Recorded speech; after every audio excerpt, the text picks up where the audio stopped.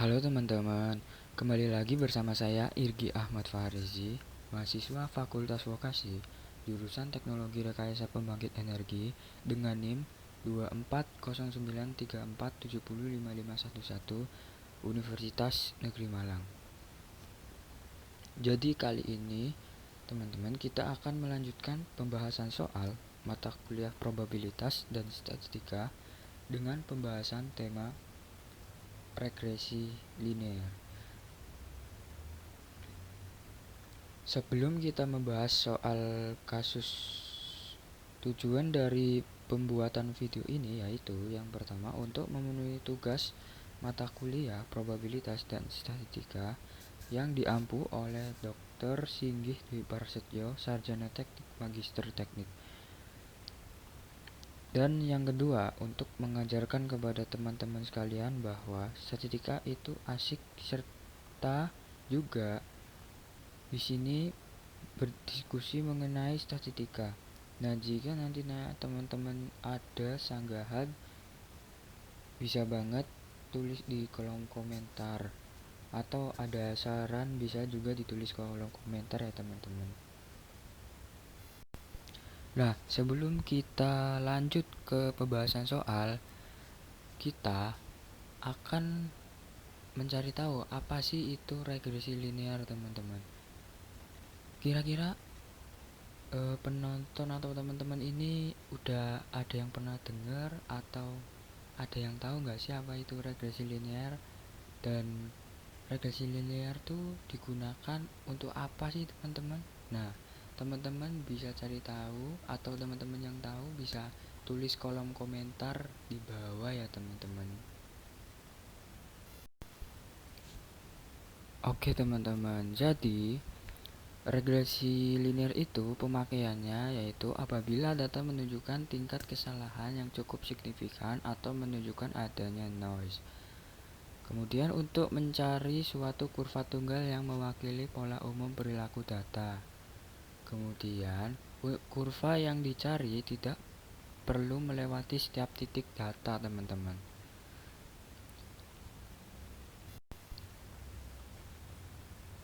Nah, jika teman-teman ada yang ingin menambahkan pemakaian regresi, teman-teman bisa tulis di kolom komentar ya. Nah, kemudian yang selanjutnya teman-teman, regresi itu digunakan untuk apa sih? Jadi teman-teman, regresi itu digunakan untuk analisis pola perilaku data, kemudian pemanfaatan pola data, kemudian apabila data persis, maka itu akurat antar interpolasi, kemudian apabila data tidak persis, maka regresi. Kemudian untuk uji hipotesis, kemudian membandingkan antara hasil teori atau hasil hitungan dengan hasil pengukuran teman-teman. Baik, selanjutnya kita lanjutkan untuk penjelasan, yaitu penjelasan mengenai apa itu regresi teman-teman dan beberapa jenis regresi. Jadi regresi linear itu adalah metode kuadrat terkecil teman-teman. Kemudian regresi ada beberapa jenis, yaitu regresi linear sederhana, polinomial, dan regresi linear berganda.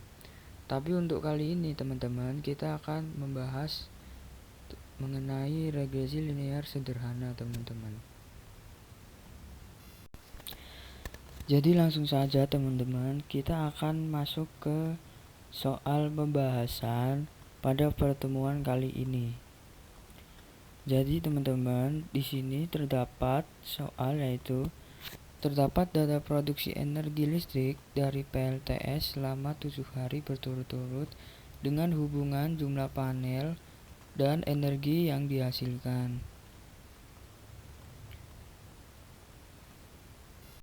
Di sini teman-teman, kita sebagai pengolah data diberikan untuk memprediksi teman-teman apakah panel berikutnya itu teman-teman dia akan terus naik atau akan turun teman-teman. Jadi penerapan dari regresi linear ini itu udah di dunia energi itu dapat menentukan berbagai banyak hal teman-teman. Semisal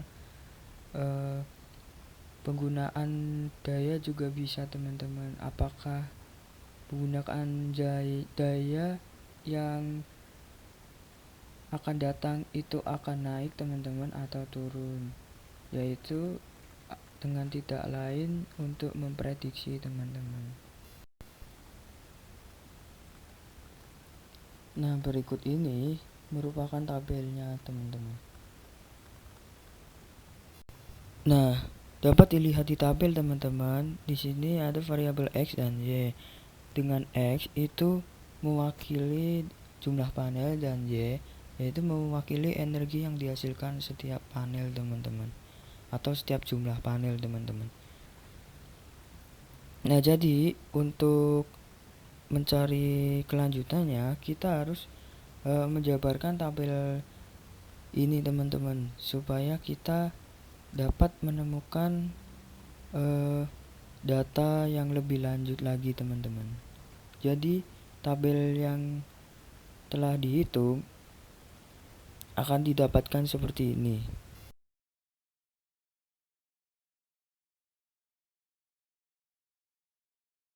Nah, di sini teman-teman kita menemukan bahwa ada X kali Y, kemudian ada X kuadrat, kemudian ada Y kuadrat teman-teman.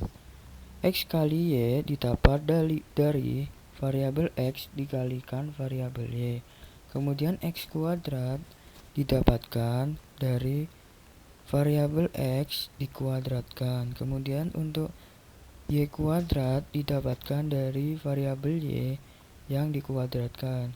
Kemudian kita di sini mencari Y bar dan X barnya teman-teman, yaitu jumlah dari data variabel Y dibagi jumlah data. Di sini didapatkan 24 dibagi 7 3,4. Kemudian untuk X-nya yaitu didapatkan data 28 dibagi 7 sama dengan 4 teman-teman. Nah, data yang sudah kita dapatkan ini bisa digunakan untuk perhitungan lebih lanjut teman-teman. Nah, untuk perhitungannya teman-teman, kita bisa lihat di sini, di mana persamaan umum regresi itu Y sama dengan A0 plus A1 X. Dengan kurva data yang telah didapat dari tabel sebelumnya, dapat dilihat kurvanya dia akan naik teman-teman, sesuai dengan data yang sudah kita peroleh. Kemudian untuk perhitungannya sendiri teman-teman, A1 itu dapat dihitung yaitu N sigma X kali Y kurangi sigma X kali sigma Y dibagi N sigma X kuadrat kurangi sigma X pangkat 2. Dapat kita masukkan nilai-nilai yang kita temukan, yaitu N jumlah data dari data tersebut yaitu adalah 7, kemudian dikurangi 119,5 dikurangi 28 dikali 24 dibagi 7 kali 140 dikurangi 28 pangkat 2. Ditemukan hasil 0,839286. Kemudian untuk A0 dapat kita cari A0 sama dengan Y bar kurangi A1 X bar, yaitu kita masukkan nilainya 3,4 dikurangi 0,839286 dikali 4 ditemukan 0,071429. Kemudian kita masukkan nilai-nilai A1 dan nilai A0, maka ditemukan hasil X sama dengan 0,0714229 ditambah 0,839286. Nah, selanjutnya teman-teman, di sini kita dapat melihat grafik yang sudah kita hitung. Akan kita tarik garis lurus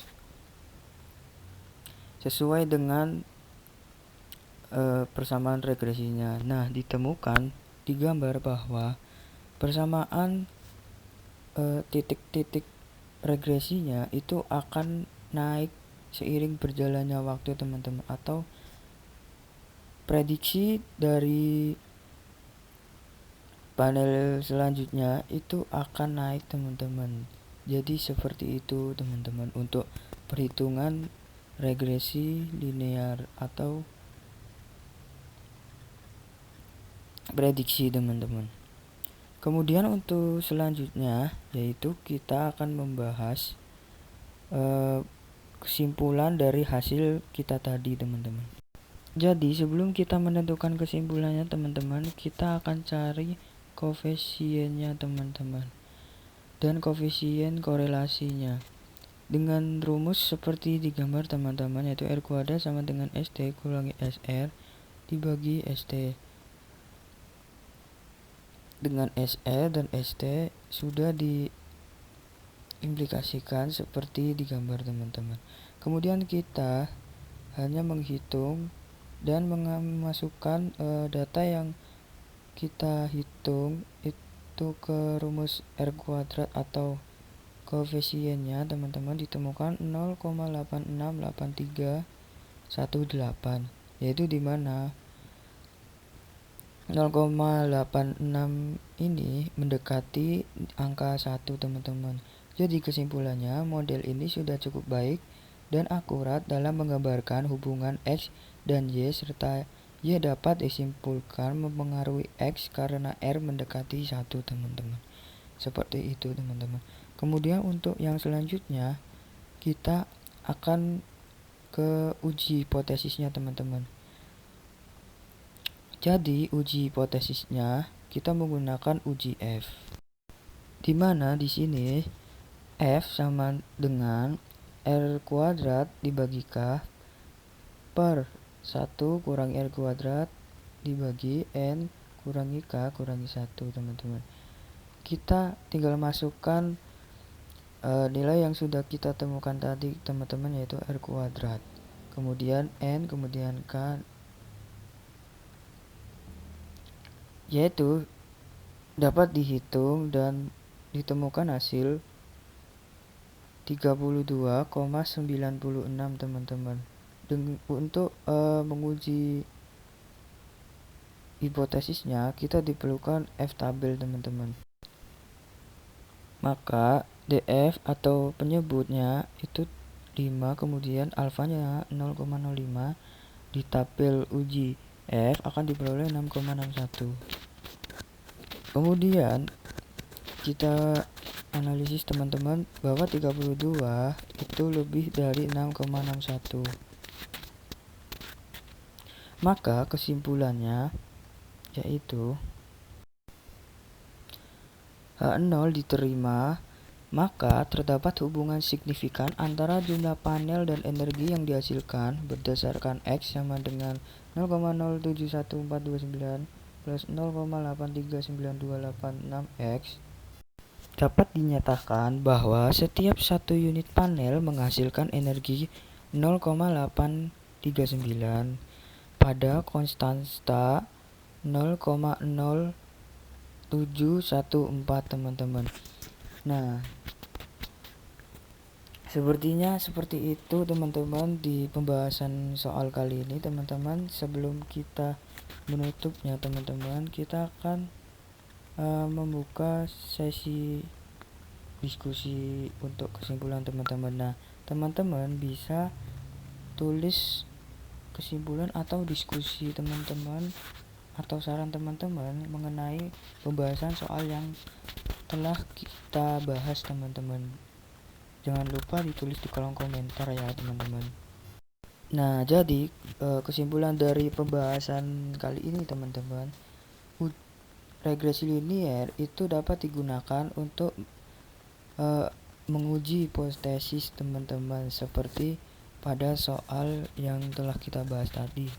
Kemudian regresi linear juga untuk memprediksi suatu pergerakan data teman-teman, dimana kita mencari data tersebut kemudian kita masukkan ke rumus regresi linearnya teman-teman, yaitu Y sama dengan X0 plus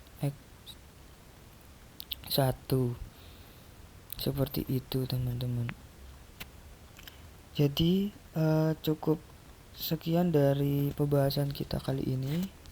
Apabila ada saran dan kritik yang mendukung kepada